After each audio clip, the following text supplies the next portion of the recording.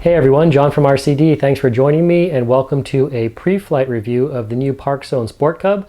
This is the bind and fly version for $220, AS3X receiver installed. You can also get this as a plug and play for $180. Let's take a look at the specs and then we'll go right into looking at the airplane. With the bind and fly model, you get the Parkzone 480 960 kV brushless outrunner, 18 amp ESC, the 6-channel DSMX receiver with AS3X, and you get a 3-cell 1300 milliamp battery rated at 20C. You also get a DC charger rated at 3S. Alright guys, here is the Sport Cub. It's already been built, so this will not be a step-by-step of the build process. Instead, I'll give you guys a look at all the different parts and I'll talk about the build in general as we look at different parts of the airplane in more detail. 51-inch wingspan, 33 ounces all up.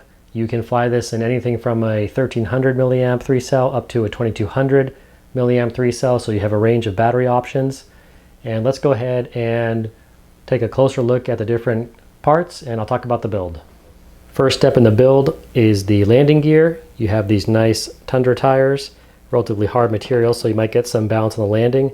Standard wheel collars, put a little Loctite in there to hold it on. And then you just have the 4 screws, which have some covers, and then the fairings. Very quick, very easy. One thing in general I like about this build is all of the small screws and parts are in different labeled bags, A, B, C, and each step in the instruction refers to whichever bag you need. So you don't have to guess which screw it is.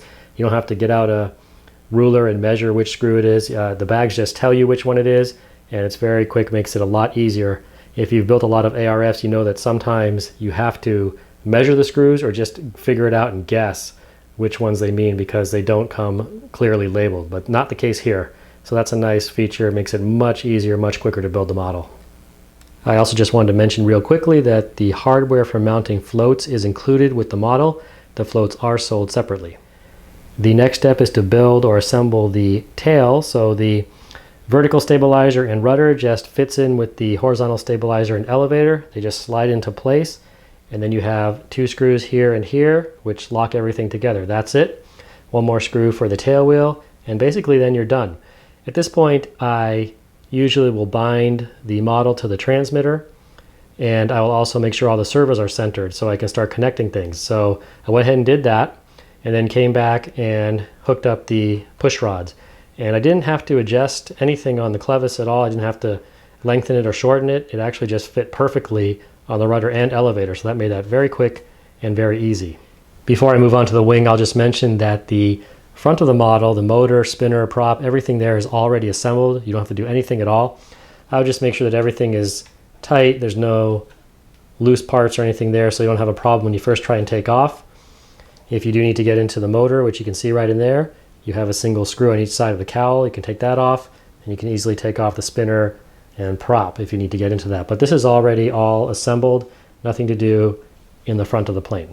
The first step in the wing build is to install the vortex generators or turbulators. There are 4 total, 2 on each side, and they are just installed with double-sided sticky tape. Very quick and very easy to do that. The aileron linkage is already installed for you. You don't have to do anything there. Once you've added those vortex generators, you join the wing halves together. No glue necessary. Just add the carbon fiber spar, join the wing halves together, and then you have this plastic wing saddle that goes over the top. Now at this point, before you put the wing on the fuselage, you'll want to do the flaps if you're going to do them.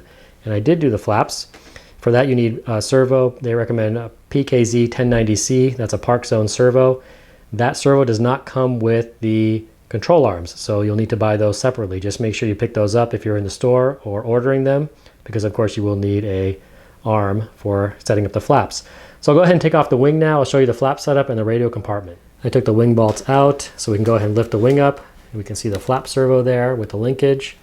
And you can see you have these adjustable clevises. I did have to do a fair amount of adjustment there to get the flaps even and in a normal position, in the full up position.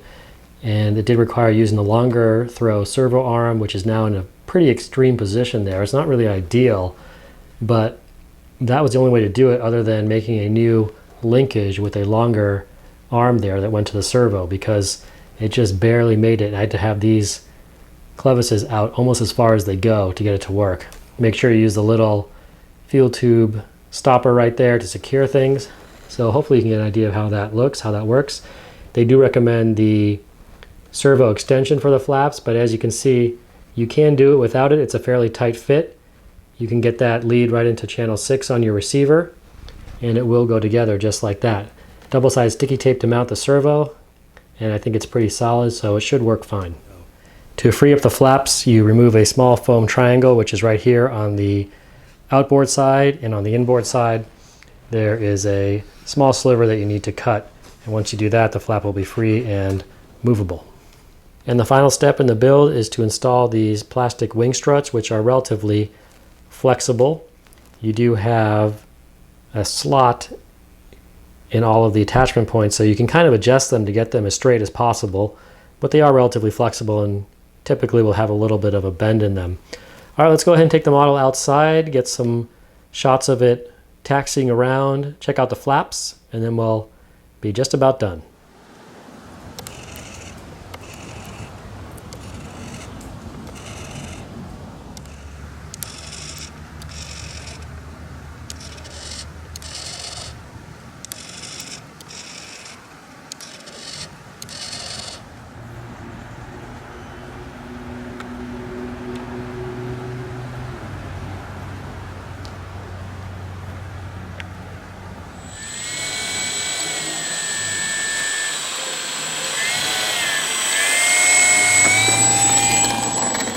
Well guys, there is the pre-flight review of the Parkzone Sport Cub. Very easy to assemble, great looking model. I can't wait to fly it, and I will definitely have some flight videos of it coming soon. So as always, if you have any questions or comments, please post them below. If you can give a thumbs up or subscribe, I always appreciate that. It helps support the channel.